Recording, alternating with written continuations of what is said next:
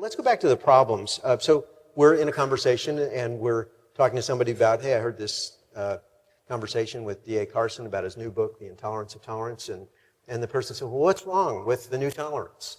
How would you just summarize the problems, if you can just pinpoint them, as you would in a rather short conversation of what is wrong with it? Let me give an illustration. Maybe proceed that way, and then you can pinpoint things.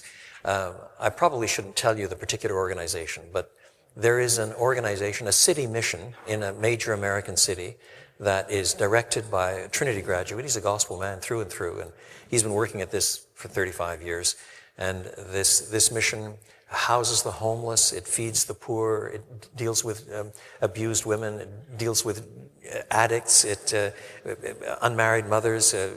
It's a very big mission, and it does a lot of good and sees a lot of conversions. It's a wonderful place. Well, just before Christmas, a few weeks before Christmas, he was interviewed by somebody from the media. And what they wanted him to answer was this question. If you have a husband and wife who lose their home and their money and they're living out of their car and you provide home for them, may they live together? Well, yes, of course. We have housing for married people.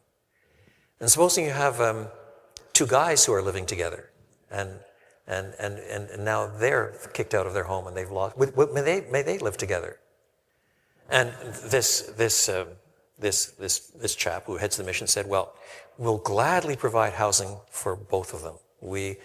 We don't turn anybody away. These are needs to be met. We're happy to do it regardless of background, ethnicity, and race, and sexual gender, and so on. But we can't allow them to sleep together as husband and husband or wife and wife, because from our Christian conviction that it would be immoral for us to do so. We can't allow that.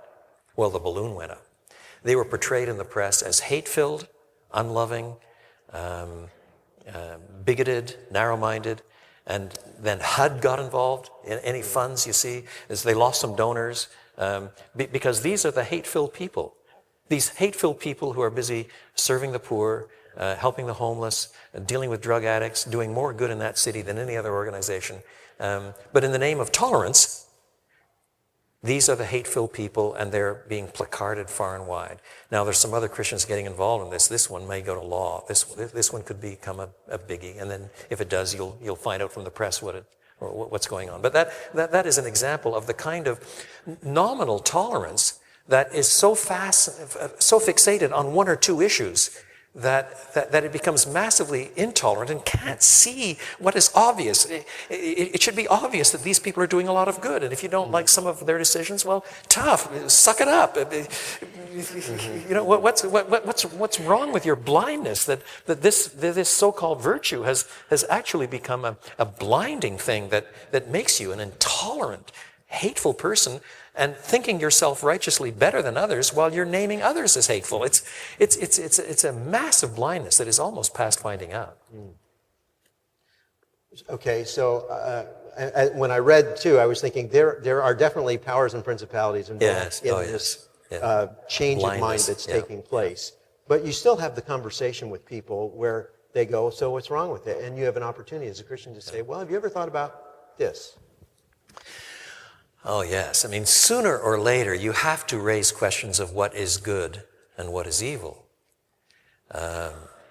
You have to raise questions about what should be allowed and what should not be allowed. Any culture does that.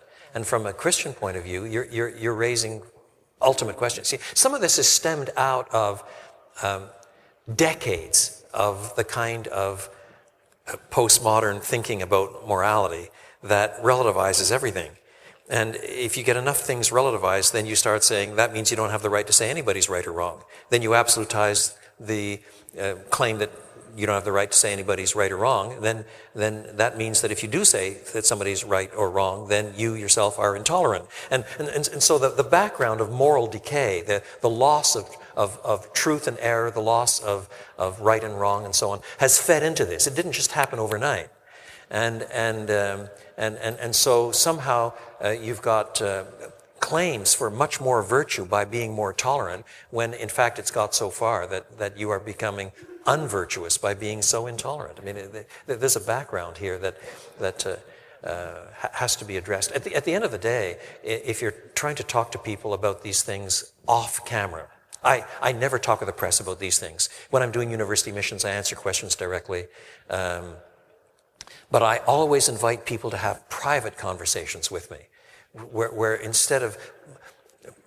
I was doing university admission at Berkeley a couple of years ago, and in one of the question and answer times, there were maybe 600 people there, and one of the question and answer times, inevitably, one undergraduate got up and said, "Would you say that Christians are intolerant with respect to homosexuality?"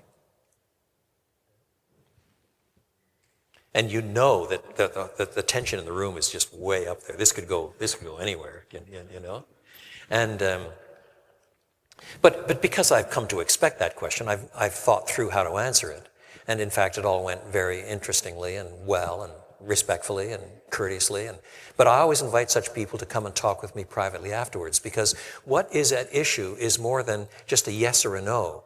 What's at issue is a worldview. It's a way you look at all of reality. It's a way you think about good and bad, whether God exists, whether there's an accountability on the last day. What I really want to do is spend time with them to present enough of the whole gospel, of the Bible storyline of who God is and how we derive our judgments about right and wrong, and how sinners are not speaking, Christians who see themselves as sinners are not speaking from a position of superiority, but as poor beggars telling other poor beggars where there's bread. And we don't see ourselves as superior, but we see ourselves called to be faithful to the revelation that God himself has given. And so I try to present enough of a picture so that at least they can understand where I'm coming from, even if they want to disagree with it. But that takes time. That can't be done in 2 minutes. Mm-hmm. And so when I get caught up in these things in the media or the like, what I really want to do is pull people aside and talk with them and have long conversations about what the gospel really is. Mm. And in fact, that's really what that little book was about, The God Who Is There. It's taking people who are biblically illiterate and trying to take them through the Bible storyline to paint the big picture of what you must understand of God to make sense of the whole Bible.